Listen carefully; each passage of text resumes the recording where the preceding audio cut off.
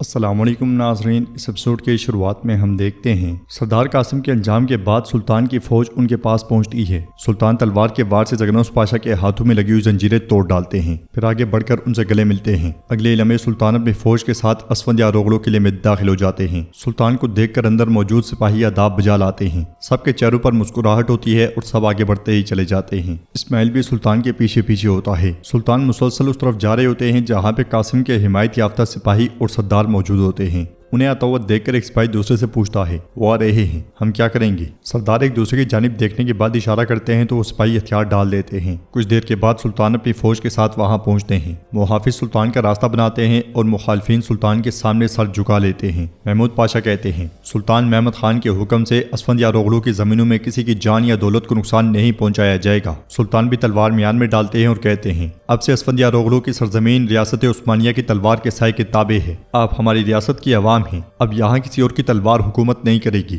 یہ سنتے ساتھ ہی اسماعیل سلطان کے سامنے گھٹنوں کے بل بیٹھتے ہوئے کہتا ہے، تلوار اور گفتگو کا مالک اب یقینی ہے، ہمارا فرض ہے کہ اس کے آگے گھٹنے ٹیک کر ہم اپنے سر جھکائیں۔ یہ سننے کے بعد اسفندیاروغلو کے تمام لوگ سلطان کے سامنے آداب بجا لاتے ہیں۔ جنگل میں دراوین سپاہیوں کے ساتھ ایک مقام پہ موجود ہوتا ہے، اس لیے اس کو ایک سپاہی وہاں پہنچتا ہے اور کہتا ہے، سلطان محمد آ چکے ہیں اور قاسم سردار مارا جا چکا ہے۔ محمد ایک تیر بھی چلائے بغیر شہر میں داخل ہو گیا ہے۔ یہ سن کے دراوین کو بہت غصہ آتا ہے۔ ادھر سلطان آگے بڑھتے ہوئے اسماعیل کے پاس آتے ہیں اور کہتے ہیں، اب ہم آپ کی میان ہیں۔ سلطان کے اشارے پر اسماعیل اور تمام لوگ کھڑے ہو جاتے ہیں اور سلطان مزید کہتے ہیں، آپ بھی اس تلوار کی طرح ثابت قدم رہیں۔ آپ کے بھائی، آپ کی عمارت جو آپ کے والد اور دادا نے آپ کو سونپی تھی، اس سب کے باوجود آپ ہمارے شانہ بشانہ کھڑے رہے، آپ کا شکریہ۔ تو اسماعیل کہتا ہے، میں صرف حق کے ساتھ کھڑا رہا۔ پھر شہاب الدین پاشا کی جانب دیکھتے ہوئے کہتا ہے، آپ کے ایک وزیر نے ہمیں نیند سے جگایا۔ پھر زگنوس پاشا کی جانب دیکھتے ہوئے کہتا ہے، اور آپ کے دوسرے وزیر نے ہمارے سچ کو دیکھنے کو یقینی بنایا۔ سلطان آگے بڑھتے ہوئے زگنوس پاشا کے پاس جاتے ہیں اور کہتے ہیں، اور ریاستوں مردوں کے ساتھ اٹھتی ہیں جو ان کے لیے قربانی دیتے ہیں،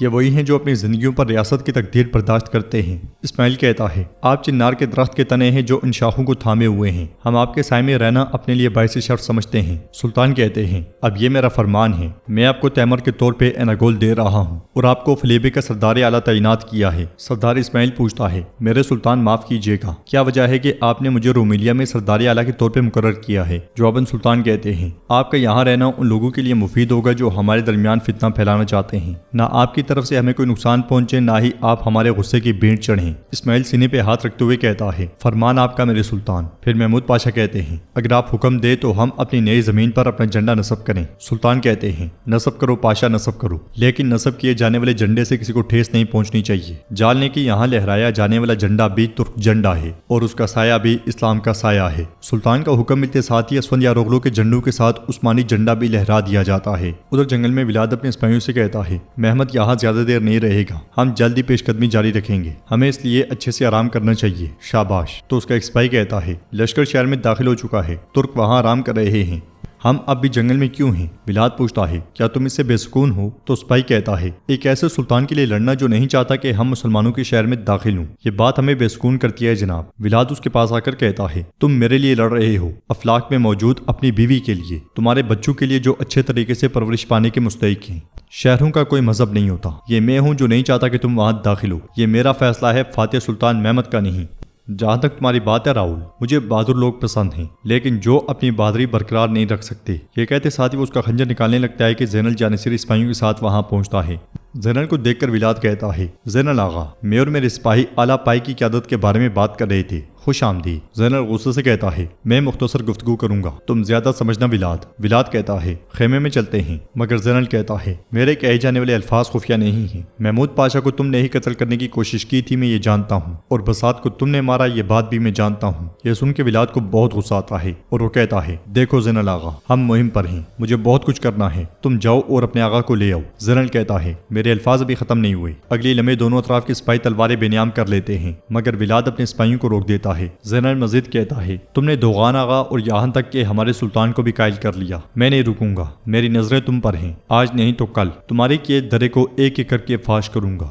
تب تمہارا دل اس جگہ سے نکال کر اپنے فوجیوں کو کھلاؤں گا۔ یہ کہتے ساتھ ہی زینل سپاہیوں کے ساتھ پلٹ جاتا ہے اور ولاد غصے میں لال ہو جاتا ہے۔ ادھر سلطان اسفندیاروغلو کی بحریہ کے پاس آتے ہیں جہاں بہادر پاشا کھڑے ہوتے ہیں۔ جہازوں پر بھی عثمانی پرچم لہرا دیے جاتے ہیں۔ محمود پاشا خوش ہوتے ہوئے کہتے ہیں، میرے سلطان، پہلے اماسرا اور اب سینوب، بحیرہ اسود کو ترکیہ کی جھیل میں تبدیل کرنے کے لیے ہمارے پاس صرف 2 اہداف باقی ہیں، طرابزون اور کیفی۔ سلطان کہتے ہیں، تجارتی راستوں کی ایک گرہ اماسرا تو دوسری گرہ سینوب ہے۔ ہم سب سے پہلے طرابزون کو ترکوں کی سرزمین بنا کر اپنی پیش قدمی جاری رکھیں گے۔ بہت سی لڑائیاں اور بہت سی فتوحات ہمارے ساتھ اس مقصد کے لیے خون بہانے والے بہادروں، غازیوں اور اپنی جانیں قربان کرنے والے شہداء کی مرہون منت ہیں۔ بہادر پاشا، آپ نے بہت اچھا کام کیا، آپ کامیاب رہے، سلامت رہیں۔ تو بہادر پاشا کہتے ہیں، سلطان معظم استغفر اللہ، آپ کے سائے میں رہنے کے علاوہ میری کوئی خواہش نہیں ہے۔ سلطان کہتے ہیں، اب وقت آ گیا ہے کہ ہم اپنی سمت کو نئی جہت دیں۔ بہادر پاشا پوچھتے ہیں، سلطان آپ کا کیا حکم ہے؟ تو سلطان کہتے ہیں، ہم نے پونٹس کے پروں کو توڑ دیا ہے، اب ہم آمنے سامنے ہیں، لیکن اب ہمارے پیچھے صرف ایک خطرہ باقی ہے، پوپ کی سلطنت۔ بہادر پاشا پوچھتے ہیں، کیا پوپ نے ایک اور بحریہ بھیجی ہے؟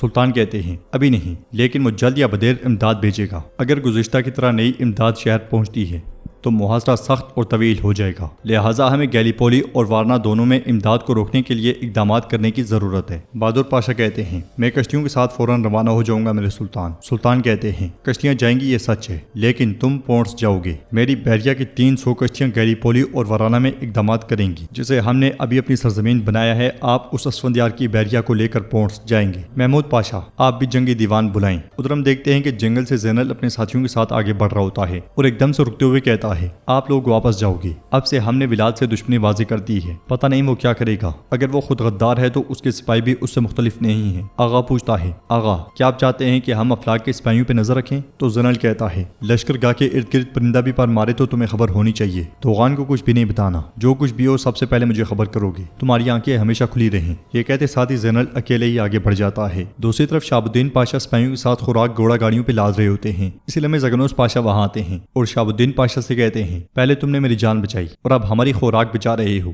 شہاب الدین پاشا کہتے ہیں، کیا ہمیں یہ نہیں سکھایا گیا کہ ہر فرض اہم ہے؟ زگنوس پاشا کہتے ہیں، بات کو لمبا نہیں کروں گا، میں جانتا ہوں کہ بہادر کی تعریف اس کے منہ پر نہیں کرنی چاہیے، جب میں خود بھی اپنی جان سے دستبردار ہو چکا تھا تم نے مجھے نہیں چھوڑا، شکریہ، تم نے پھر سے ریاست کی ساکھ کی حفاظت کی۔ شہاب الدین پاشا کہتے ہیں، لیکن پھر بھی مجھ پر بدنامی کا دبا لگا ہے۔ زگنوس پاشا کہتے ہیں، وہ بھی دور ہو جائے گا انشاءاللہ۔ اسی لمحے محمود پاشا وہاں پہنچتے ہیں اور کہتے ہیں، کیا اس دنیا میں آپ کو جدا کرنا ممکن نہیں ہے؟ زگنوس پاشا کہتے ہیں، موت جدا کر دیتی مگر میرے بھائی نے اجازت نہیں دی۔ محمود پاشا کہتے ہیں، کیا صرف تمہیں ہی؟ مجھے بھی موت کے پرندے کے چنگل سے چھڑائے ہوئے کتنے دن ہو گئے ہیں، چلو خیر، ہمیں سلطان دیوان میں بلایا ہے، دیر نہیں کرنی چاہیے۔ یہ سن کر زگنوس پاشا شہاب الدین پاشا سے کہتے ہیں، بعد میں پھر بات کریں گے، مگر محمود پاشا کہتے ہیں، راستے میں بات کر لینا، ہمارے سلطان نے کہا ہے کہ ریاست کو بچانے والوں کے لیے ریاست کو کیا کرنا چاہیے، سلطان نے فرمان جاری کیا ہے اور تمہیں بھی دیوان میں بلایا ہے شہاب الدین پاشا۔ یہ سن کے شہاب الدین پاشا بہت خوش ہوتے ہیں اور وہ تینوں آگے بڑھ جاتے ہیں۔ جنگل میں ولاد کا سپاہی راول گھوڑے پر سوار آگے بڑھ رہا ہوتا ہے،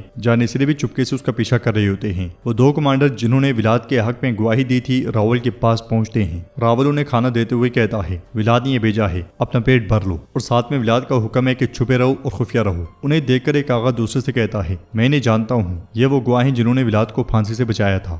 دوسرا کمانڈر پوچھتا ہے، کیا یہ ولاشیا واپس نہیں چلے گئے تھے آغا؟ پہلے والا کہتا ہے، نہیں، زینل آغا نے صحیح کہا، ولاد بے قصور نہیں ہے۔ راول ان دونوں سے کہتا ہے، ولاد کی باتوں پہ عمل کرنا، اگر اس کے برعکس ہوا تو تمہارے پورے خاندان کو موت کی سزا دی جائے گی۔ یہ کہتے ساتھ ہی راول گھوڑے پر سوار ہو کے پلٹ جاتا ہے۔ پاس ہی میں آغا دوسرے سے پوچھتا ہے، ہم انہیں پکڑ کیوں نہیں لیتے، ہم کیوں انتظار کر رہے ہیں؟ تو آغا کہتا ہے، نہیں، زینل کو خبر دیں گے، تم ان پہ نظر رکھنا، ٹھیک ہے؟ اور ناظرین، اس کے ساتھ یہ ایپیسوڈ بھی اختتام پذیر ہوتی ہے۔ ویڈیو پسند آئے تو لائک کر دیں، شیئر کر دیں، سبسکرائب نہیں کیا ہوا تو سبسکرائب کرنے کے ساتھ ساتھ گھنٹی والے آئیکن کو دبانا مت بھولیں۔ ملتے ہیں انشاءاللہ نیکسٹ ویڈیو میں، تب تک کے لیے رکھیں اپنا اور اپنوں کا بہت زیادہ خیال۔ اللہ نگہبان۔